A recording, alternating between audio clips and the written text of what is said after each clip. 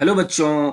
हमारा क्वेश्चन है as shown in the figure m is a mass man of mass 60 kg standing on a block of mass 40 kg kept on ground.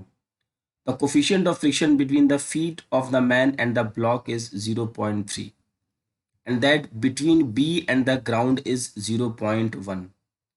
If the man accelerate with an acceleration 2 meter per second square in the forward direction, then तो सबसे पहले बच्चों हम इसकी situation को समझते हैं।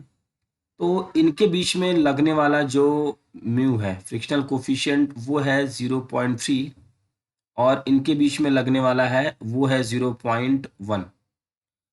अब हमें दो चीज़ें कैलकुलेट करनी है।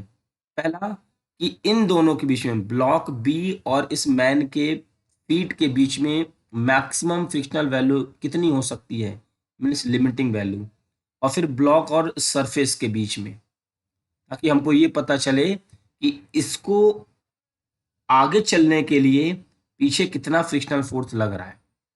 ठीक है बच्चों, तो चलिए देखते हैं।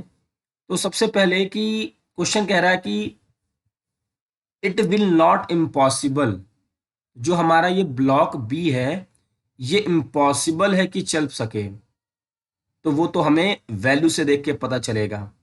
बच्चों B will not move, B will move forward with an acceleration, और बच्चों ये इम्पॉसिबल है क्योंकि जब ये मैन आगे चलेगा तो ये ब्लॉक को पीछे जाना चाहिए, आगे नहीं जाना चाहिए। तो चलिए देखते हैं। तो सबसे पहले हम लोग ये समझते हैं कि क्या क्या चीज़ें गिवन है। तो limiting value, limiting value calculate करते हैं मैन और इस ब्लॉक के बीच में। लिमिटिंग वैल्यू का फॉर्मूला होता है म्यू एम जी। म्यू है बच्चों 0.3, मैन का मास है 60 एंड जी की वैल्यू है 10। यहाँ से ये कैंसिल आउट और लिमिटिंग वैल्यू आ जाएगी हमारी 180 न्यूटन। इस 180 न्यूटन का मतलब क्या है कि ये वाला ब्लॉक और इसके पैर में मैक्सिमम फ्रिक्शनल फोर्स 180 लग सकता है। अगर 180 से ज्यादा इसने लगा दिया तो स्लिप होने लगेगी चीजें। चलिए बच्चों आगे देखते हैं।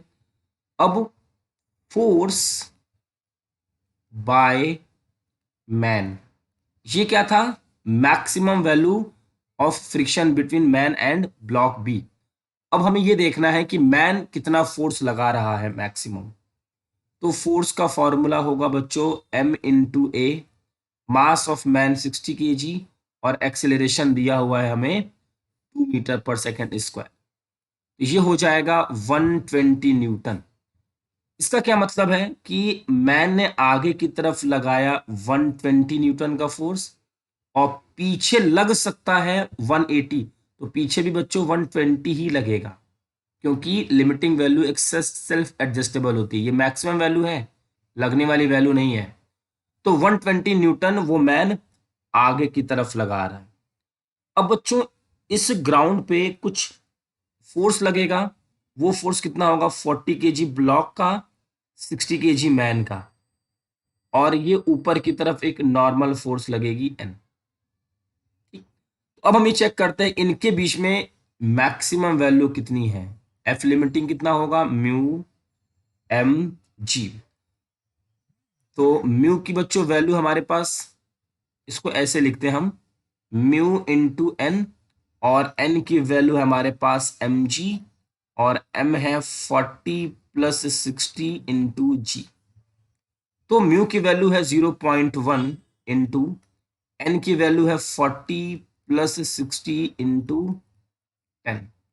ठीक, तो 0.1 इंटू 100 इंटू 10, यहां से बच्चों ये कैंसिल आउट और ये हो जाएगा 100 न्यूटन एफ एल। अब इसको यहाँ पे बच्चों हमें फील करना है कि आगे की तरफ फोर्स लग रहा है 120 और ये पीछे लगा सकता है कितना? 100 न्यूटन, मैक्सिमम 100 न्यूटन। इसका मतलब ये है कि इस ब्लॉक पे नेट फोर्स लग रहा है। इसको देखिए, आगे की तरफ 120 न्यूटन फोर्स, पीछे की तरफ 100 न्यूटन का फोर्स। मतलब बच्चों ये वाला जो ब्लॉक है हमारे आगे वाले फोर्स की वजह से पीछे मूव कर जाएगा। इस पे नेट फोर्स कितना है? 20 न्यूटन का फोर्स है। तो हम देख सकते हैं एक्सेलरेशन का फॉर्मूला होता है फोर्स अपॉन मास।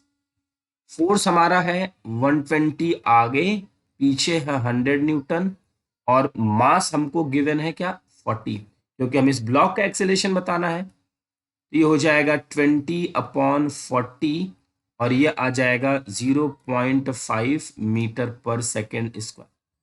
तो बच्चों B will move backward with an acceleration 0.5 metre पर सेकेंड, ये हमारा करेक्ट ऑप्शन है। तो ये हमारे रॉन्ग हो जाएंगे। आई होप बच्चों कि ये बहुत ही अच्छा सा क्वेश्चन आपको अच्छे से समझ में आ गया होगा। सिंपल इसमें क्या करना होता है, लिमिटिंग वैल्यू चेक करेंगे। लिमिटिंग वैल्यू अगर ज्यादा है तो बॉडी हमारी नहीं चलेगी, और लिमिटिंग वैल्यू कम है तो हमारी बॉडी मूव कर जाएगी। Thank you.